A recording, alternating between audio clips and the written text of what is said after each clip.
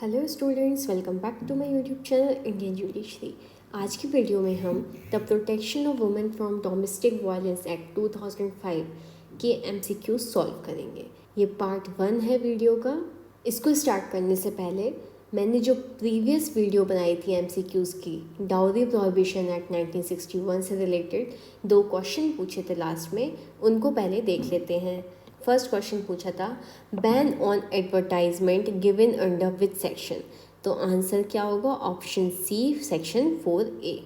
Second question पूछा था in which of the pair is not correct, तो पहला ऑप्शन है कॉग्निजेंस ऑफ ऑफेंसेस, हाँ सेक्शन 7 में दिया है। ऑप्शन बी है burden of proof on certain cases, section 8A में दिया है, सही है। Dowry prohibition officer, section 8B में दिया है, ये भी सही है। Power to make rule, section 10 में दिया गया है, गलत। तो इस क्वेश्चन के हिसाब से कौन सा आंसर सही हो गया? Option D, power to make rules, section 10।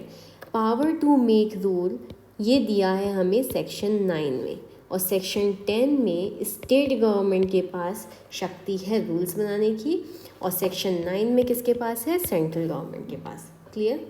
चलिए स्टार्ट करते हैं आज का सेशन। पहला क्वेश्चन है the protection of women from domestic violence act 2005 came into force on which date? Answer is option D, 26 October 2006। Next question देखो, in which of the following section of the domestic violence act 2005 the term domestic violence is defined under which section? Option B is correct answer. Section 3 में domestic violence की definition दी गई है।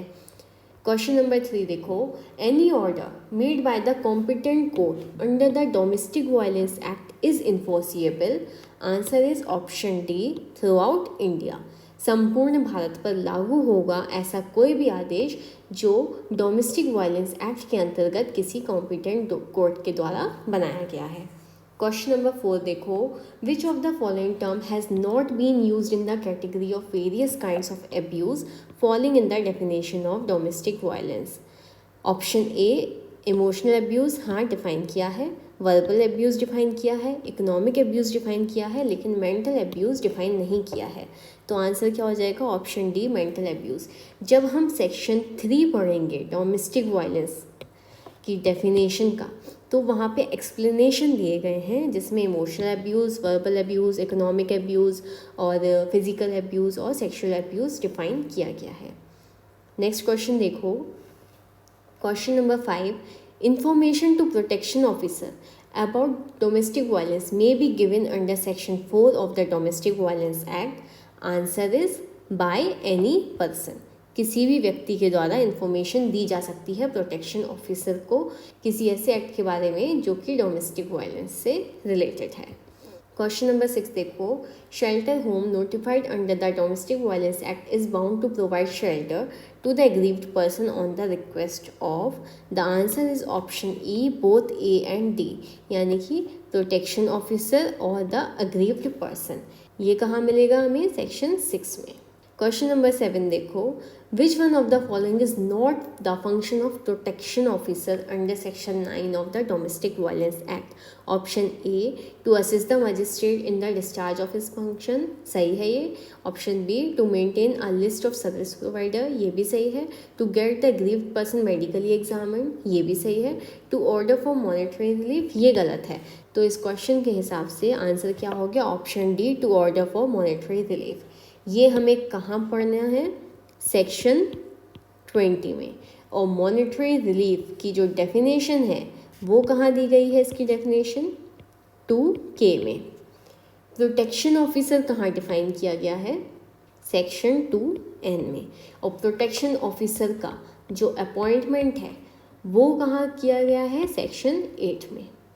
ध्यान रखिए, इसी question से मैंने आपको 4 चीज़ें और बता दी हैं।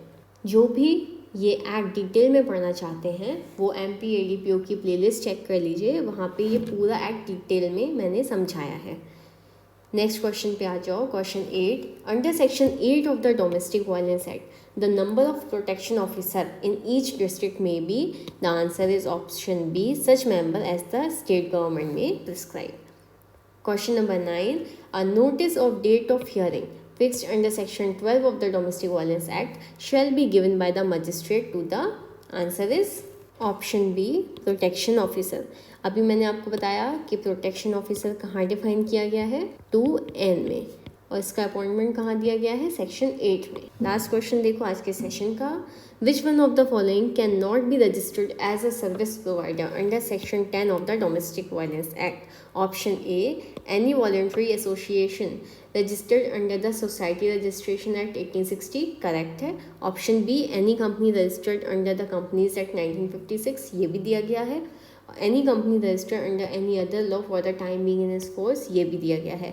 Any women rendering social service, ये नहीं दिया गया है। तो इस क्वेश्चन के हिसाब से आंसर क्या हो गया हमारा, option D, any women rendering social service.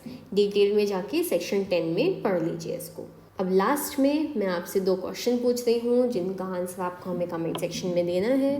पहला क्वेश्चन है, under the protection of women from domestic violence act 2005, besides passing order for protection and residence, a magistrate can pass which type of order. Question 2, under the protection of women from domestic violence act 2005, one of the following relief cannot be claimed via women। जल्दी से इसका answer हमें comment box में बताइए। अगर video पसंद आई हो तो please do like, share, comment and subscribe our channel. Thank you for watching.